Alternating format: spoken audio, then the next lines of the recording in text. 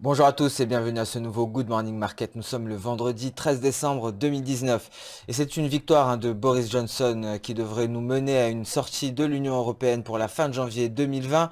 Bien entendu, le GBP-USD a progressé à la hausse suite à cette annonce. Le GBP-USD qui est actuellement sur des sommets.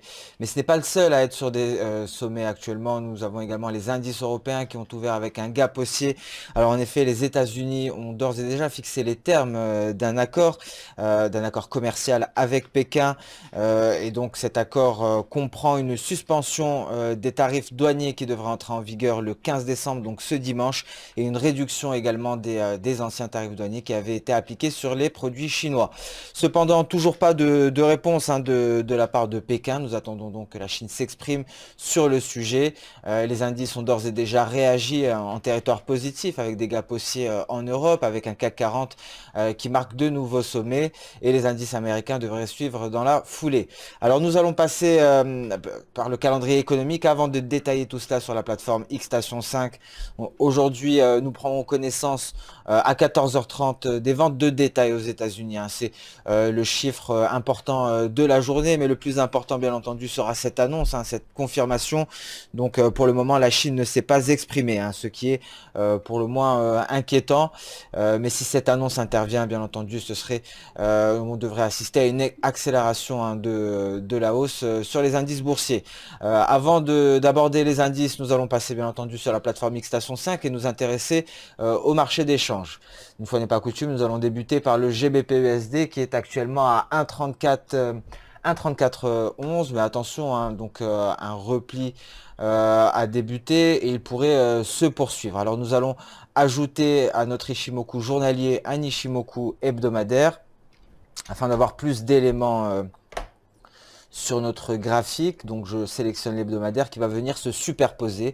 Donc la projection hebdomadaire est disponible avec la projection journalière sur un seul et même graphique. Donc vous pouvez le constater ici, le GBP-USD est reparti à la baisse pour tester ce niveau, hein, les 1,3387 qui correspondent à la SSB hebdomadaire, donc un niveau fort, hein, plus une SSB est de long terme, plus celle-ci aura de l'impact, hein, sur le marché. Donc c'est le niveau qui a travaillé pour le moment. On est reparti le tester, mais le repli pourrait se poursuivre en direction des 1,3312.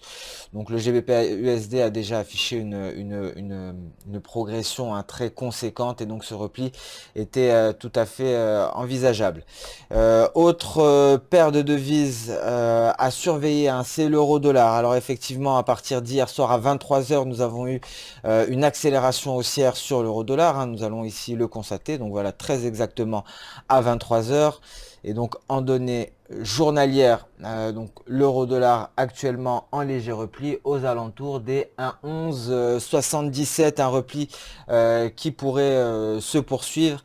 Alors nous allons analyser à présent le graphique hebdomadaire. On peut constater ici que nous avons eu un franchissement de la Kijun et ce franchissement ne pourra être validé qu'à la clôture. Mais attention tout de même, hein, car il y a d'autres résistances en route, hein, si la hausse venait à se poursuivre. Hein. Tout d'abord les 1,1234, hein, c'est un gros niveau hebdomadaire.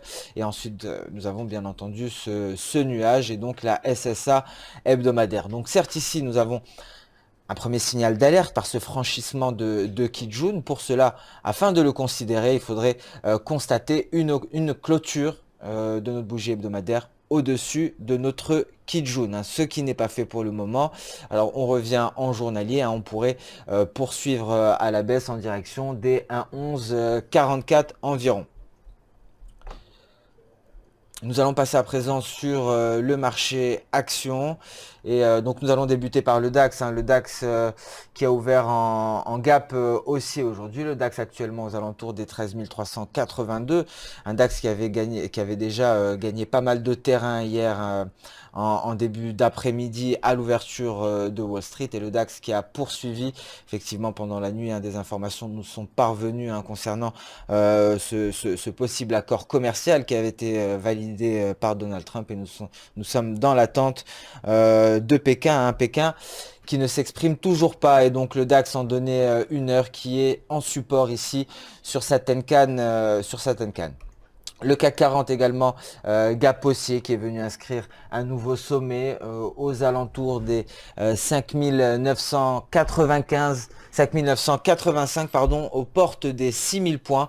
Mais en repli aujourd'hui, hein, il s'est dirigé directement vers les précédents sommets et le CAC 40 qui est pour le moment en stand-by. Les indices américains également, hein, sont attendus en territoire nettement positif, hein, à l'image d'hier. Hein. Hier, ce fut une séance dans le vert pour les trois indices américains et cette tendance devrait se poursuivre pour marquer de nouveaux records aujourd'hui en cours de séance. Bon, c'est déjà le cas ici, hein. Par exemple sur le S&P 500, on voit que le Dow Jones également et le Nasdaq, donc des records qui devraient être inscrits aujourd'hui en cours de séance sur les indices américains. Bien entendu, hein, cela est conditionné à toute avancée, hein, de l'actualité concernant ce nouvel accord qui a été mis en place par les États-Unis qui ont clairement fixé les termes. Les achats de matières premières agricoles font également partie de cet accord commercial. Nous allons passer à présent sur le marché des matières premières, hein. Beaucoup de volatilité également sur les matières premières, notamment sur l'or. L'or qui est revenu intégrer ici ce range. Hier, l'or avait progressé à la hausse pour sortir, pour franchir ici la borne supérieure du rectangle. Par la même occasion, s'était affranchi de ce palier de Kijun avant de le réintégrer en cours de séance. Alors actuellement, l'or progresse est en légère hausse au-dessus de sa Kijun et pourrait aujourd'hui franchir, hein, pourquoi pas se replier si nous avions une confirmation, si nous avions donc une réaction positive de la part de Pékin.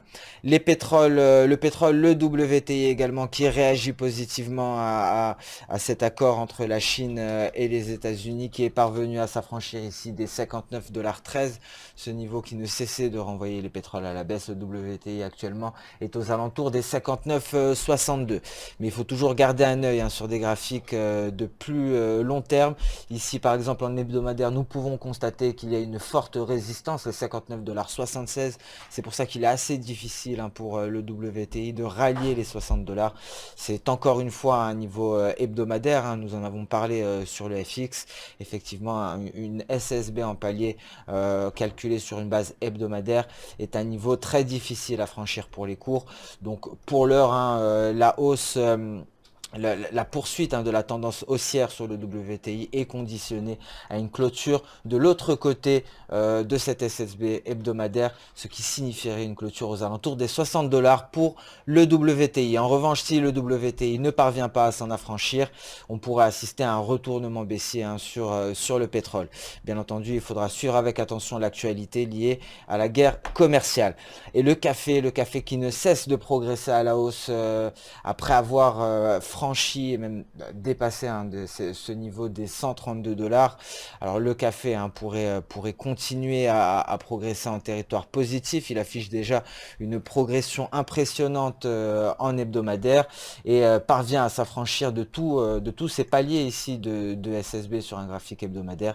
Le prochain se trouve aux alentours des 146 $. Donc si la hausse se poursuit, c'est bien le prochain objectif pour le café, un objectif qui pourrait être atteint très rapidement, hein, vu la progression actuelle des cours sur cet actif, et donc l'USD-BRL bien entendu qui ne cesse d'enchaîner les séances en territoire négatif, un USD-BRL qui soutient la hausse du café étant donné la corrélation négative entre ces deux instruments.